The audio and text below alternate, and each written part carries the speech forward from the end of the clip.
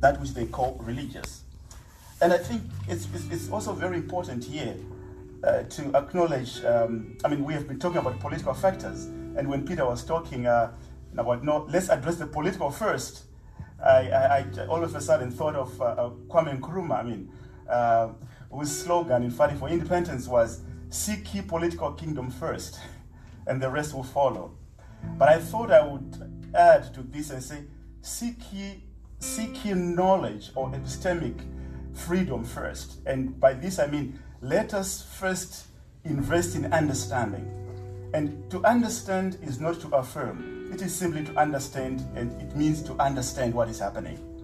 But for the most part, we start from a point that itself needs to be interrogated.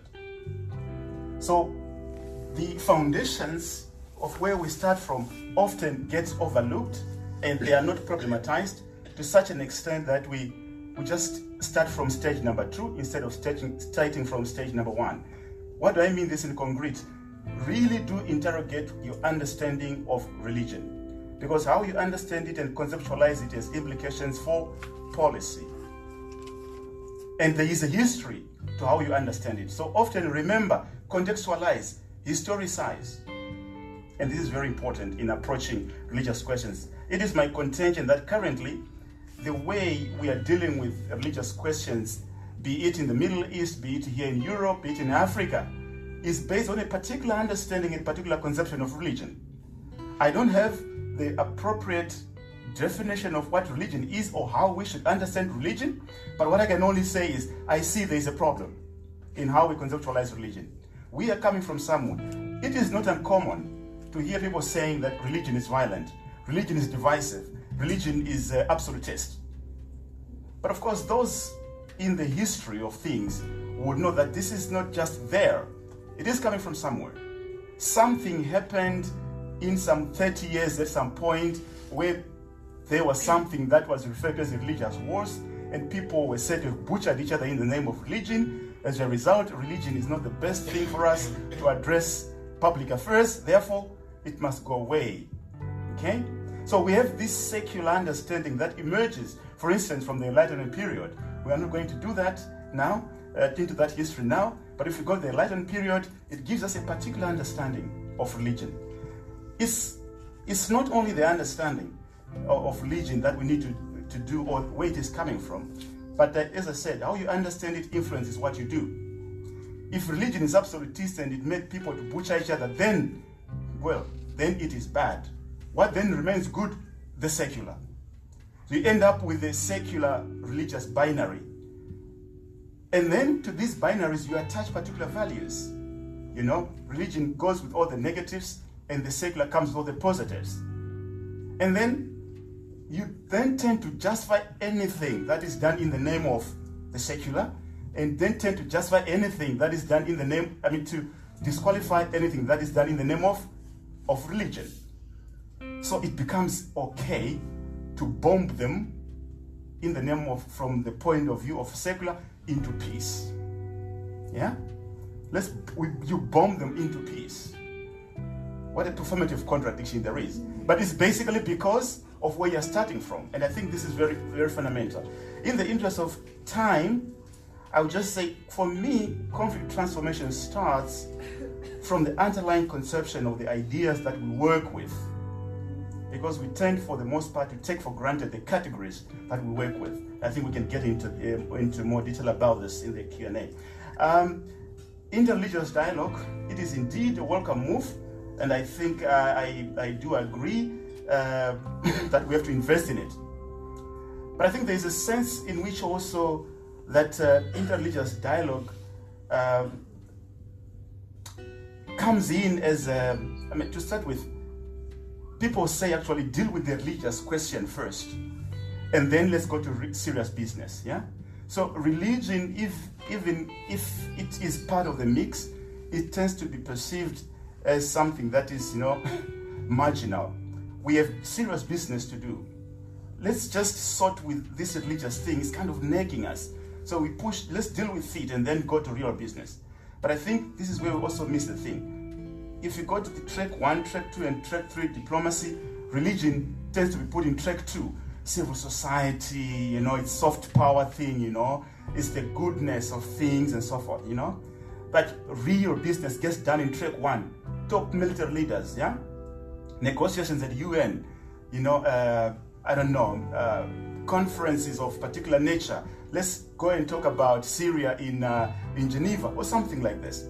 But I think conflict transformation will require that we invest in religious peace building. And religious peace building doesn't mean that you are subscribing to a particular beliefs of a particular religion. No, it simply means you are saying there are potentialities within the religious realm, but you are not taking them for granted. You bring the religious dynamics on board, also problematizing them. So I think this has to be understood, because I've heard people say we don't want religious peace building because they assume you have to be religious for you to engage in religious peace building, which is a misreading of religious literacy. Religious literacy has 2 dimensions. First one, okay, you can understand the details, substantive details of particular religious traditions, number 1. But number 2 is, how do you actually look at it? How do you actually look at religion? How do you read religion? How do you come through it? I think this is another type of religious literacy we need to take into consideration. On religious, inter-religious dialogue, I just want to speak to the assumed separation between religion and the secular. Because we tend to think that this separation between the religious and the secular is a given. Yeah? And it is not. I think it's time we know that it is not. There are contexts where the religious and the secular are just intertwined. In some parts of Africa, for example, a chief is both a political leader and a religious leader. And religion permeates all sectors of society, economics, law, what have you. So the assumption that we can separate these also does have practical implications when we actually dive in to do whatever we do from a practical point of view, but as well as how we encounter people. It also has implications. So I want to conclude by saying that conflict transformation starts from the underlying conception of the ideas that we work with. We need to clarify for ourselves what we mean by religion, what we mean by religious violence, what we mean by politics, what we mean by justice, and what we mean by security. We all subscribe to security, don't we? We all subscribe to justice, don't we? But we really have to historicize those categories. Let's not also assume that how we understand them is everybody's understanding. Engage with people where they are and try to find solutions in the same way. So if I wanted to be more radical, I would say religion exists only in what people do or say, and people never do or say anything outside the political and the historical context from which they do or say something. Let me end this provocatively, and maybe we can get to the conversation at an appropriate time. Thank you so much.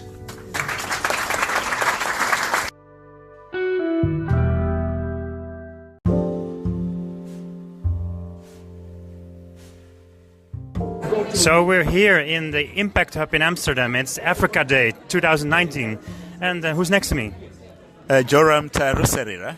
Yeah, you just spoke about religion and the impact in cultures.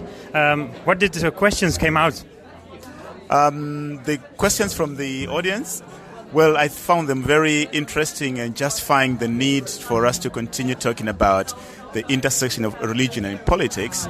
And from my approach, what we seem to be struggling with at the moment is the link between conceptualizing religion and conflict and the policies that we develop or the practice that we engage in. Yeah, you're connected to the University of Groningen, that's the northern of the Netherlands. Can you tell me a little bit of the impact of your connection between this science and religion? Oh, well, yes, I'm assistant professor at the University of Groningen, focusing on religion, conflict, and peace building.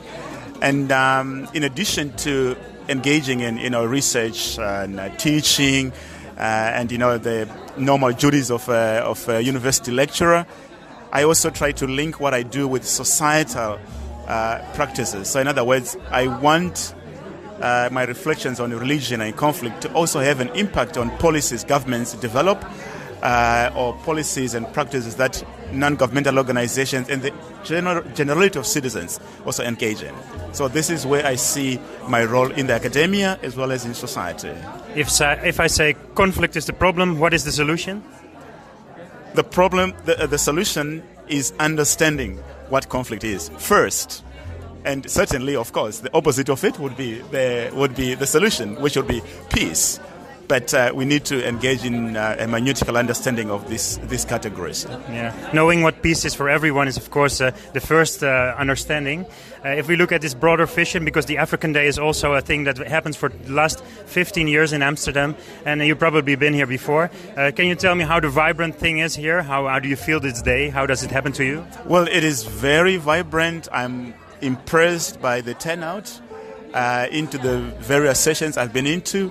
But I was also very surprised by the turnout in this room for this session, focusing on religion, which many people would think, well, in the West, who cares about religion? But we did have a full house, pretty much over 100 people or so, and that's very much indicates the vibrancy of the day, its importance, and why such discussions should continue. Well, the last thing, of course, we know the European Union, the African Union, but is there a thing between it? Is there a real thing that makes it happen to get to peace, to the peace treatments? Well, I think willingness is always the first thing. We can sit around tables, we can discuss and talk, but as long as no willingness underlying the discussions, at whatever level, European Union, African Union, we will not get anywhere. We will sign treaties and documents, but they will just be empty. They won't mean anything. So I think willingness needs to be there at a political level, but also at all levels of society, meso level as well as micro level of society. Well, thank you very much for this information. A great way of awareness. Thanks for having me. The podcast you just heard was made using Anchor. Ever thought about making your own podcast? Anchor makes it really easy for anyone to get started. It's a one-stop shop for recording, hosting, and distributing podcasts. Best of all, it's 100% free. Sign up now at anchor.fm/new. That's anchor.fm/new to get started.